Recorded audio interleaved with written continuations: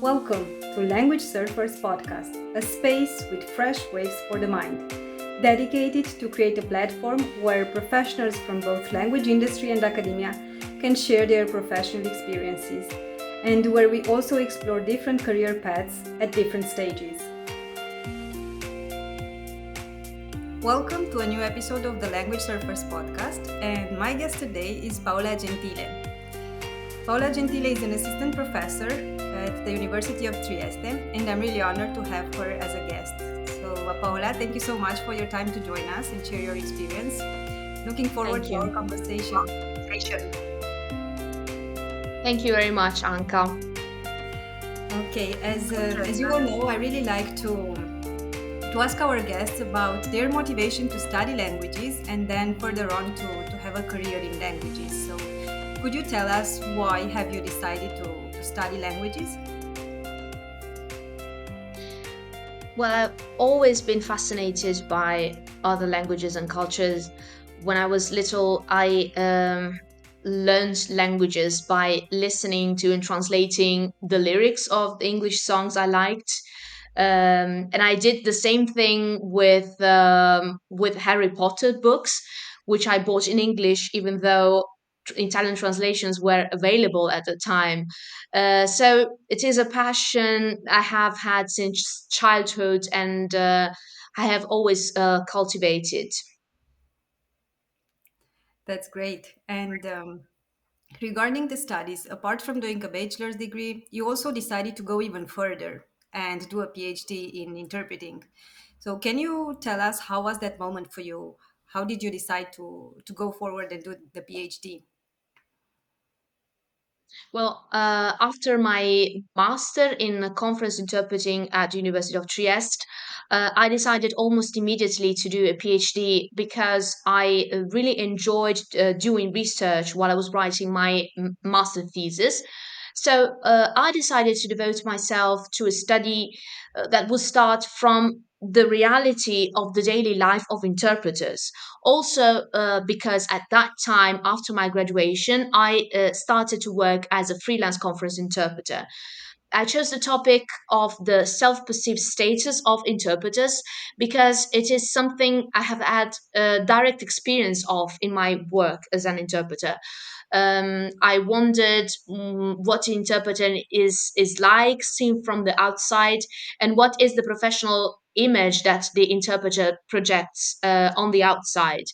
The conclusions of my PhD studies were encouraging and discouraging at the same time. I have to say, well, the most disheartening part was the fact that, especially conference interpreters I surveyed, and I'm talking about 2016. So this is I finished my PhD in 2016.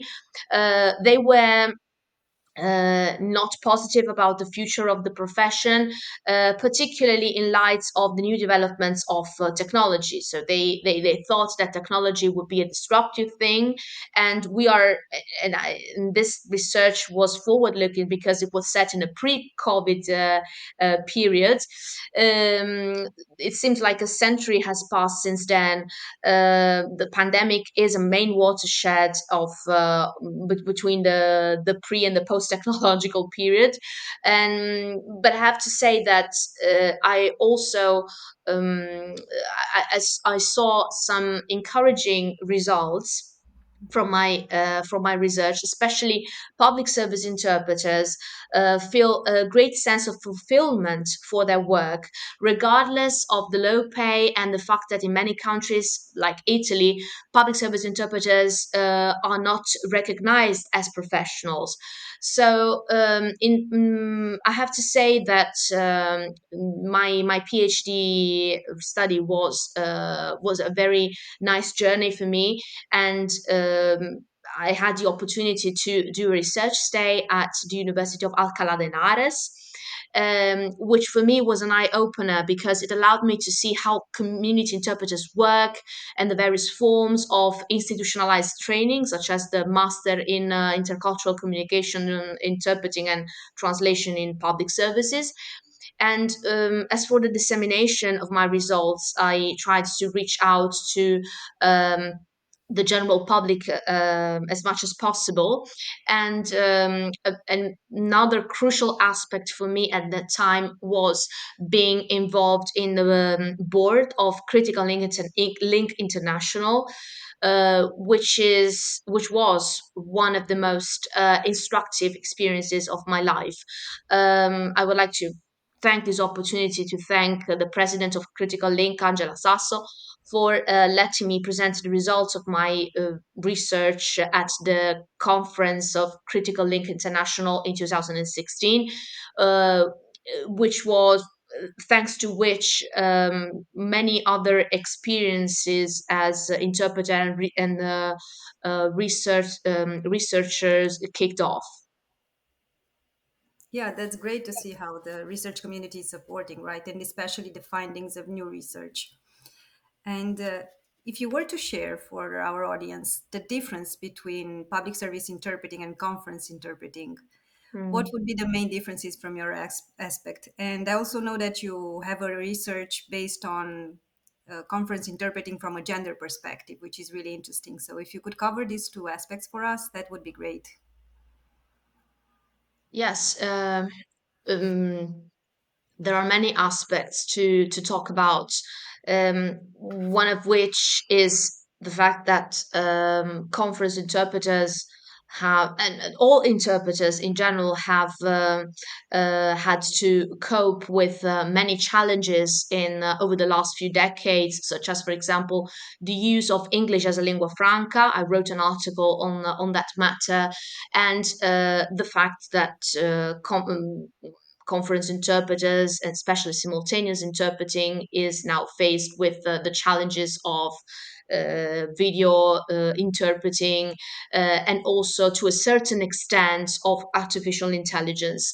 There are differences between men and women, so female and male interpreters too.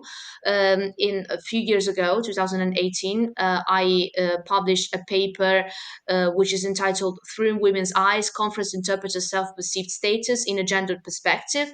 A few years ago, so when this paper was published, gender was not as a hot topic as it is now. And I wrote this paper because in the survey of my PhD thesis, I immediately noticed a significant discrepancy between the responses given by female interpreters and those given by male interpreters. And I decided to investigate this aspect even further. And the result was that women feel less valued when they are asked about their job, and they are more pessimistic about their future uh, compared to male interpreters. But they are highly educated, so they have high university degrees, and they have a solid academic background also compared to some male interpreters. There is also a huge generational gap between the responses given by the interpreters of the old generation and the responses given by interpreters in their 30s and their 40s. Younger interpreters tend to be more optimistic. They tend to feel more appreciated. They are technology savvy, so they can navigate they can cope with all the new challenges posed by technology, which are not only challenges, there are also many positive aspects about the use of technology. And so I think that more than a gendered gap, there is also a generational gap. And I have the pleasure to say that our generation and even younger generations are more confident about the possibilities offered by our profession. And there was also another paper which focused more on public service interpreters, Mhm. which is called Political Ideology and the Deprofessionalization of Public Service Interpreting. In this paper, I discussed two case studies, one about the UK and one about the Netherlands. In that period, and at the time I wrote this article, I was in the Netherlands for a research stay, and I was concentrating on perfecting my knowledge of Dutch, which I now teach at the University of Trieste. But while I was there, I was reading about so many measures that were taken by the UK and the Dutch government to prevent access to experienced interpreters to migrants. And this was even before Brexit, because this paper was published in 2017, so Brexit was not yet a reality, or at least it was. We knew the results of the referendum, but it was not fully implemented at that time. Um, in this paper, I shed light on the fact that privatization and outsourcing of public service interpreting resulted in the violation of the right to linguistic assistance in public services, a phenomenon which had significant repercussions not only for the immigrant community, but also for the well-being of these people, and also financial consequences, because people who couldn't speak to with their doctors properly, um,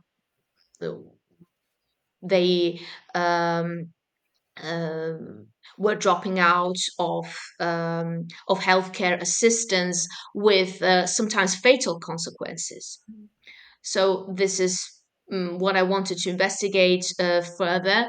I don't know what the situation looks like now, because I published this paper some time ago, but I would love to see how the situation has developed, and I was planning to investigate this further in the post-Brexit period. Yes, indeed. When I was doing my PhD, also focused on public service interpreting, I remember that compared to conference interpreting, it was known as the Cinderella, right? Because conference interpreting was a highly recognized profession compared to public service interpreting. But it's true that the role of a public service interpreter is also to guarantee the right to healthcare, to the legal system, social systems, and so on and so forth. So the role of the public service interpreter is really important in society and should be considered as such. And yeah, I think that all the research that you've done is really important, and I really like this aspect of your profile that you compare both conference interpreting and public service interpreter. But then if I look even closer to your profile, what I really admire about you is that you were a professional in the industry. So you have experience as a translator and as a conference interpreter, and now you are an assistant professor. So, from your experience when you started, considering that someone would like to start in conference interpreting, what type of advice would you give? What are the necessary skills? This is a very interesting and also difficult question. Um, um, yeah, there are several pieces of advice I would like to give to interpreters starting in this profession. The first piece of advice that I would like to give to them is, don't settle for badly paid or not paid at all assignments. The most difficult challenge that young interpreters face is that they don't have experience, so they are usually exploited by agencies that make profits from their job, and they pay interpreters and translators poorly. And I tried not to do that at the beginning. I tried to set my boundaries to say, okay, look, this is, I have studied, I have a degree, I'm doing a PhD. So my fee, these are my fees, and if you would like to work with me, I can guarantee you that you will have a highly professional service, a highly qualified service in the languages I have studied at university, but I don't settle for anything less. Mhm. And it has last a little bit longer to get some clients, because at the beginning you just want to work and you want to gain experience, so you tend to accept almost anything. But being selective from the very beginning has helped me in the long run, both as a translator and as an interpreter. That is okay. It is hard at the beginning. I Nobody told that it is easy. It is not an easy job. But if you are qualified, if you have a master degree, if you have studied, and even if you are doing a PhD, then there is one more reason not to accept poorly paid assignments. And it is normal to have moments of discouragement in this period, which can last longer. I mean, mine last up to 9 to 10 months, so almost a year, to get a portfolio of clients that I could trust and I could work with. And, But and in the meantime, you can keep studying, you can keep updating your CV. I attended some courses of how to use Trados, SDL Trados, and lifelong learning has helped me to fill in the gaps in order to offer a diversified portfolios to my clients. know your value, right? Because you have invested so much in yourself. You do a bachelor's degree, a master degree, some of us even a PhD. So even if it might be very difficult at the beginning, but it's worth to know your value from the very beginning. And regarding the start of the initial part of the profession, when you started out as a conference interpreter, for example, what did you do?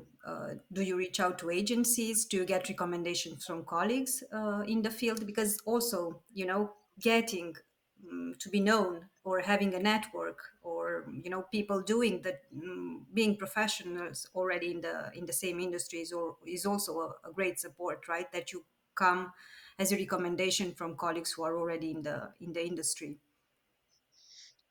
In At the beginning of my career, the interpreting assignments came from my peers.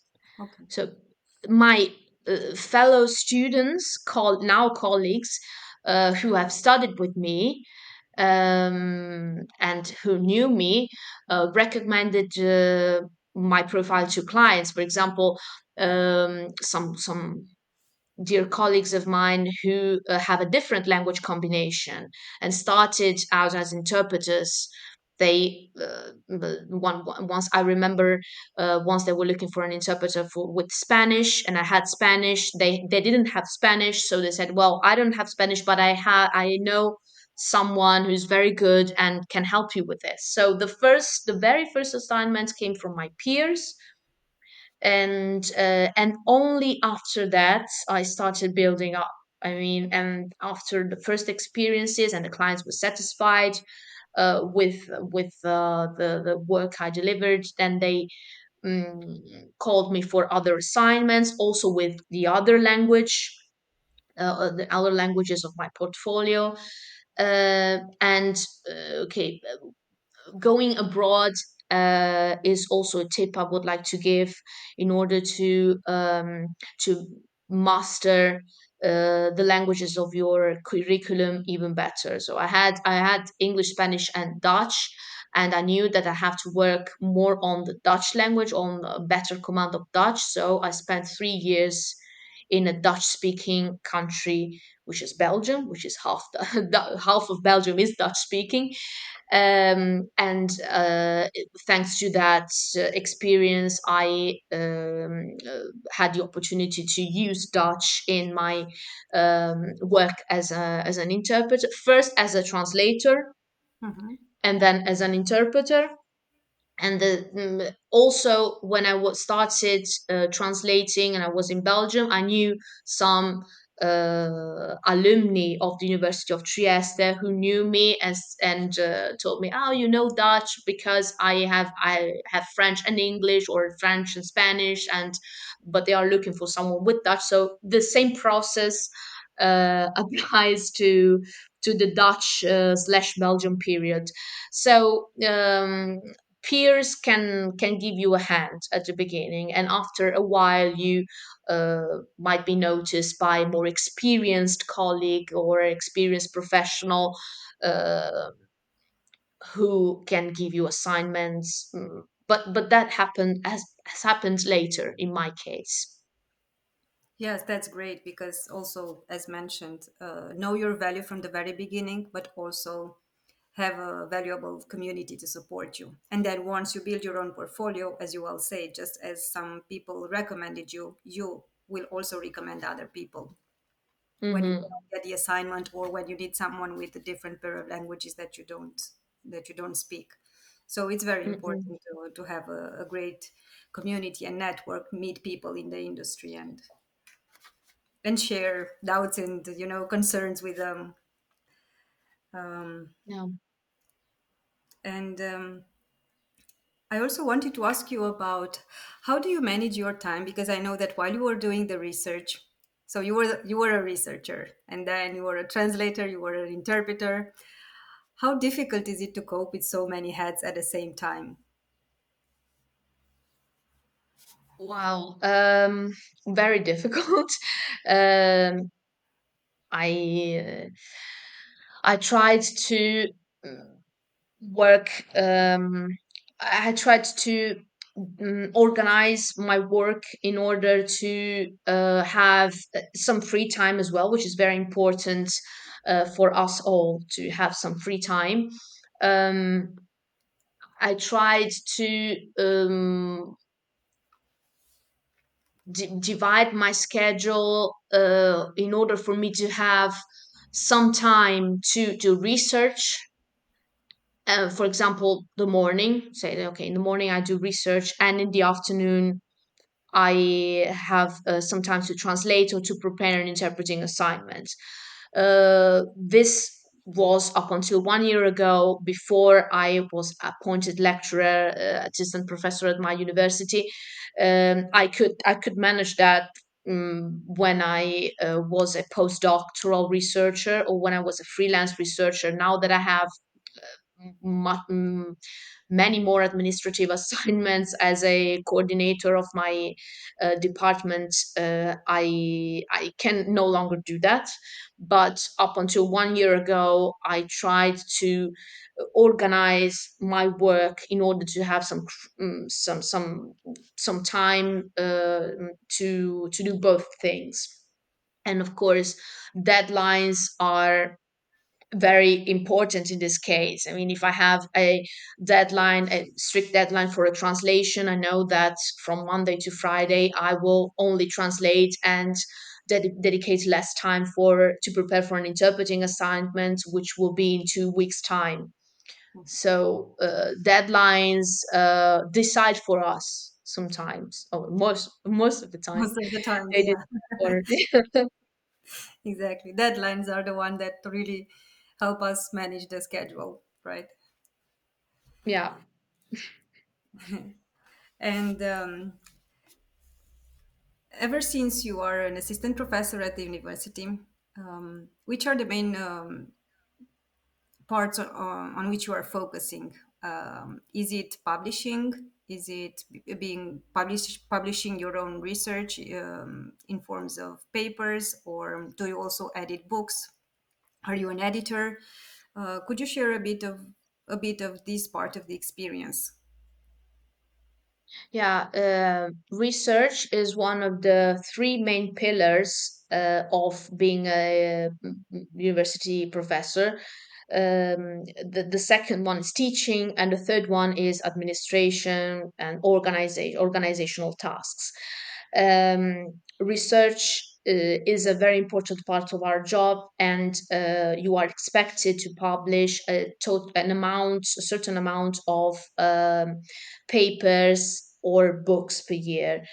um, Publishing one book a year is very difficult. You generally publish one book every 5 or 6 years, depending on how much time you spend on the other two tasks, which sometimes are very time consuming. Uh, but research in publishing research is important, not only for your career, for your position, but also because it is important to disseminate the results of what you do. You do research for a reason, Mm. and mm, editing a book is perhaps the most difficult and time consuming part of doing research, for several reasons. The first is that sometimes you do it with a colleague, Mhm. so you have to be able to work in a team, which not always happens when you write your own paper on your own stuff and you send it to a journal, and it is evaluated, is either rejected or accepted, and that's it.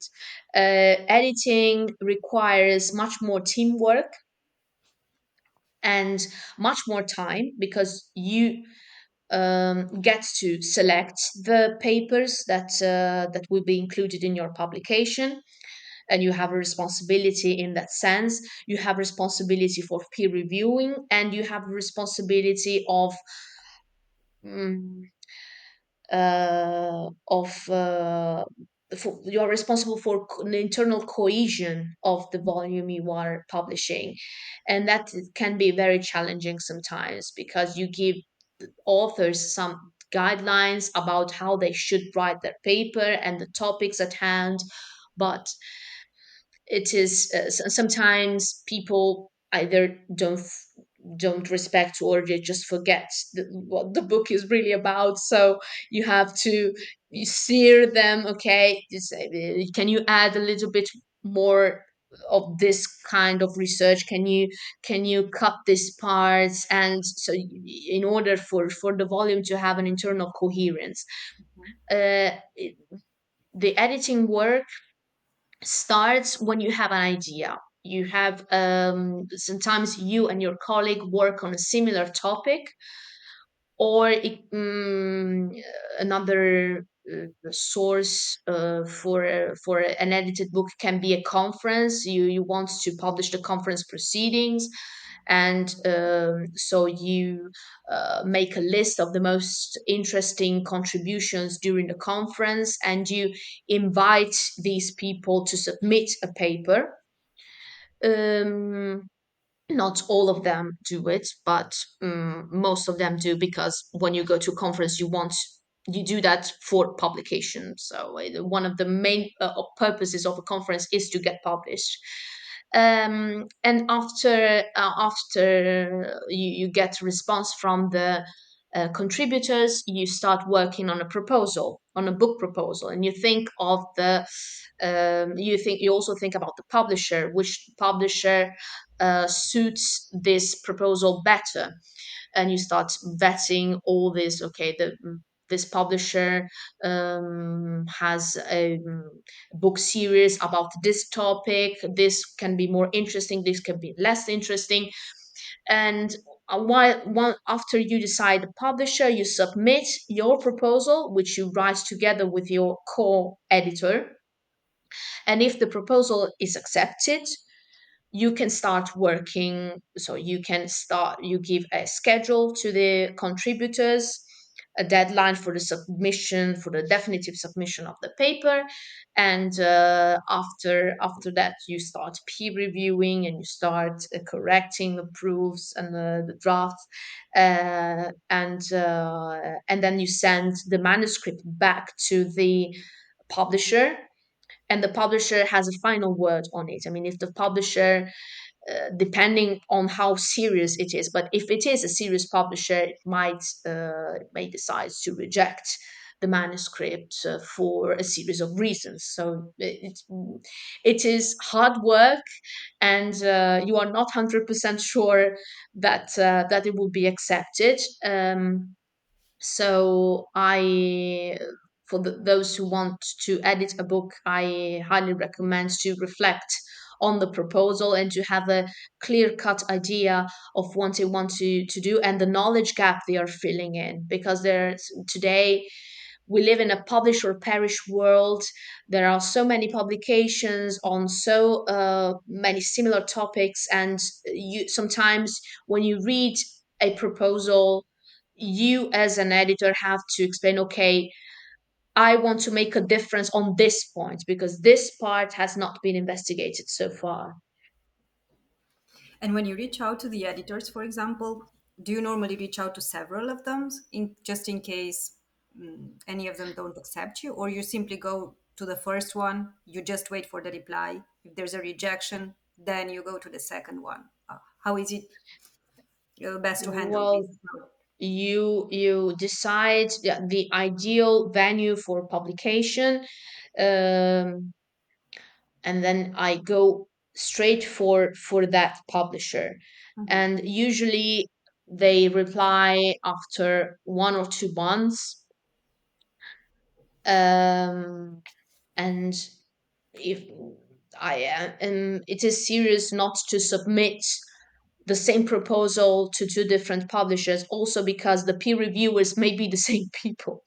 So it might occur that the peer reviewer of publisher X is the same peer reviewer as publisher Y because it's maybe an established scholar. So I think it's better, although more it can take more time, but it is serious to have a list of the three main publishers which you're aiming at and go for them, but one at a time. One at a time. And if you are to consider timelines from the beginning, when you have the proposal, you said that the editor might take up to 2 months to come with a reply, whether they accept or not your proposal. But in total, the final delivery of the edited book, how long would it take? I mean, it depends on a case by case, but on average, does it go to 1 year or even more? It can last longer. For example, now I'm editing a book together with a colleague from the University of Cordoba, which is taking so much time because neither of us has time to really focus on it, and we have carried out several rounds of peer reviewing. So now that we are fully satisfied with the papers, we are now starting to write the introduction, but it's been 2 years now. Because this is something. I mean, if you have many teaching assignments, if you have a tight schedule, many deadlines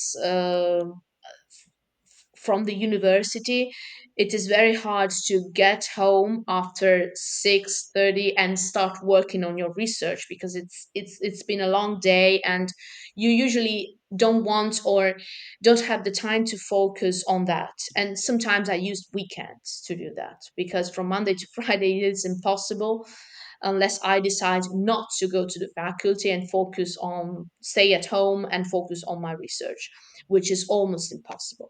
But it can take, I mean, ideally, it takes up to 1.5 year.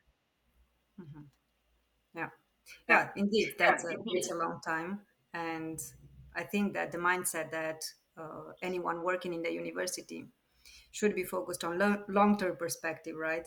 Nothing gets into 1 month or not even shorter than 1 month. So it's good to have the proper mindset. Not everything gets Yeah, done on the yeah. moment.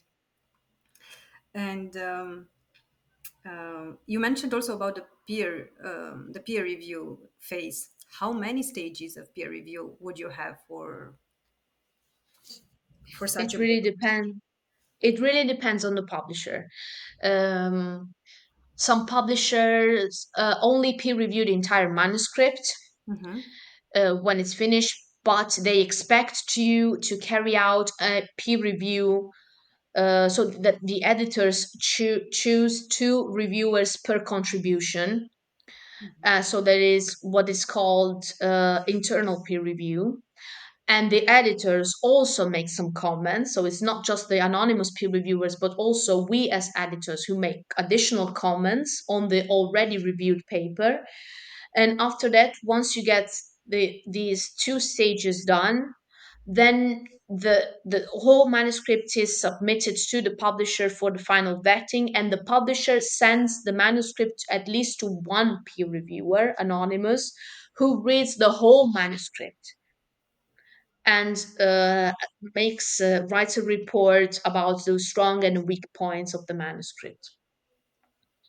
Yeah, Um, indeed, it's an yeah, intense labor there, right? To from all parties involved in the end, and also for the yeah, authors, because, for example, submitting and then having peer reviewed, and in the end getting your paper to be rejected, definitely would not get the result, the objective that one established at the beginning. And yeah. It occurs to everyone at least once in their academic career. It has occurred to me. It has occurred to all the academics I know. I think it's a kind of a baptism, what academic would be your baptism advice too. there? Whenever you get a rejection for a paper, you really focused on it, you were excited about it. What should someone at an early stage career in the academia do?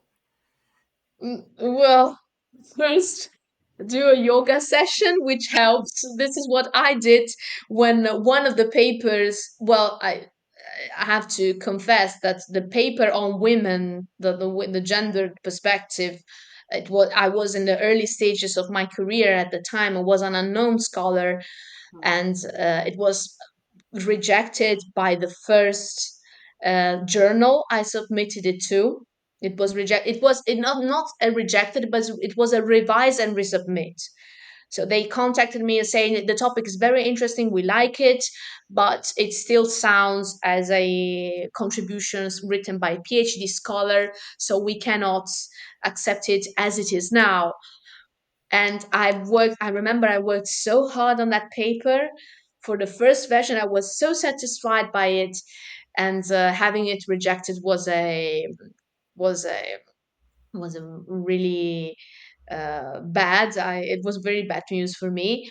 One piece of advice I would like to give to early career scholars is don't fall in love with what you have written. And what I did after that, after doing the yoga session and etc., I sent that paper to three scholars, I to three professors, not my supervisor, but three professors I knew, and who I knew that they could be totally impartial about, totally objective about what I wrote. And they gave me some useful comments, which were then useful to write some parts from scratch and some resubmit it and get it accepted. So Yeah, I love because sometimes you read your own research and you think, "Wow, it is so interesting.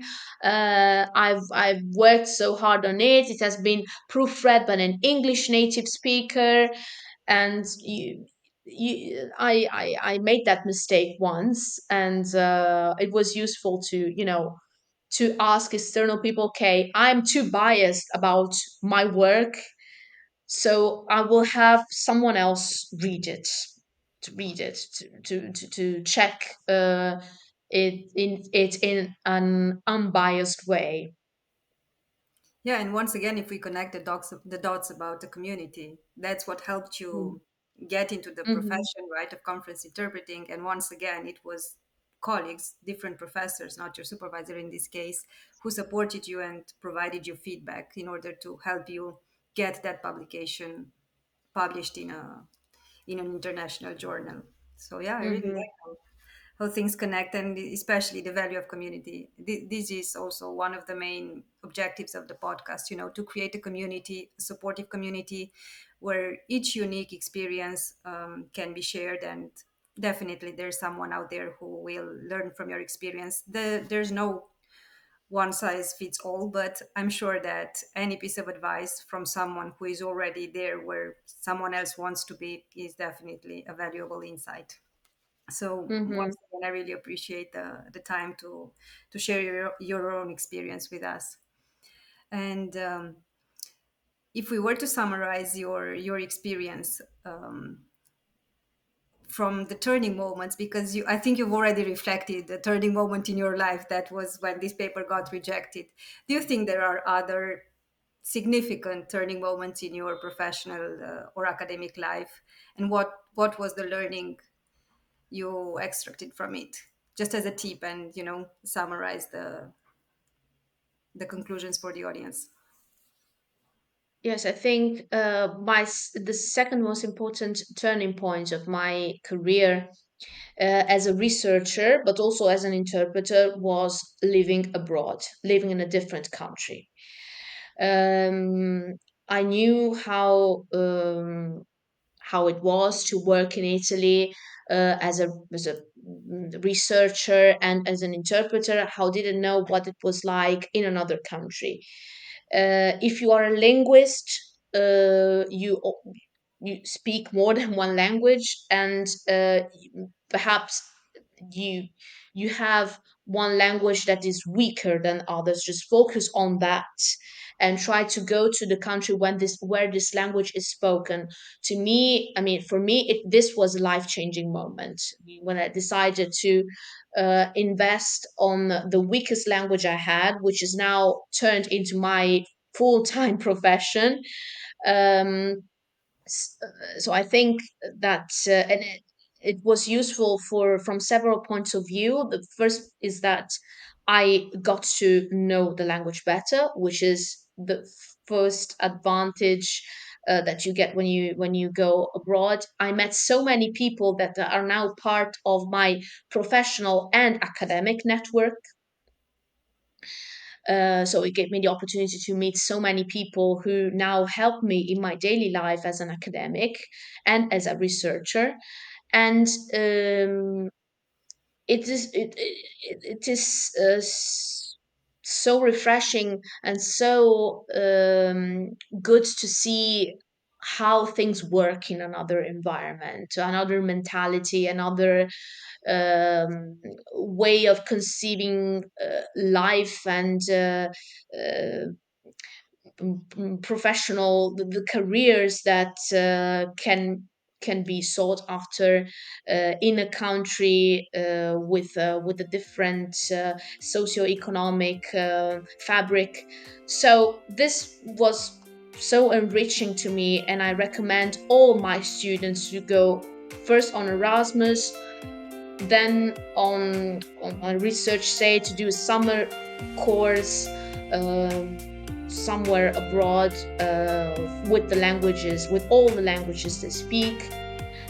So this is the first advice I give to my students, and the advice that I would like to give to young researchers as well. Yeah, definitely, and more in such a globalized world, right? When it's Mhm. much more easier to go and study abroad than it was decades ago. So we should really take advantage of this. Could you just tell us where can people follow you? Do you have a personal site on the Academia or Google Scholar in case someone would like to read your publications? Do you have a list where you upload them? Yes, I have a profile on Academia. Um, yeah, and on ResearchGate, and also, yeah, I have there's an Instagram page of the Dutch department of the University of Trieste, which is called Nederlands in Trieste, where updates are published about all the things we organize. So I think that that can be interesting for those who are interested in those who are studying Dutch, or those who are interested in studying this language. Thank you so much once again for your time and for sharing your experience. and we keep in touch. Thank you. I invite you to follow us on YouTube, Spotify, Apple Podcasts, and all other major platforms. Subscribe, but also share it with persons who might find it useful.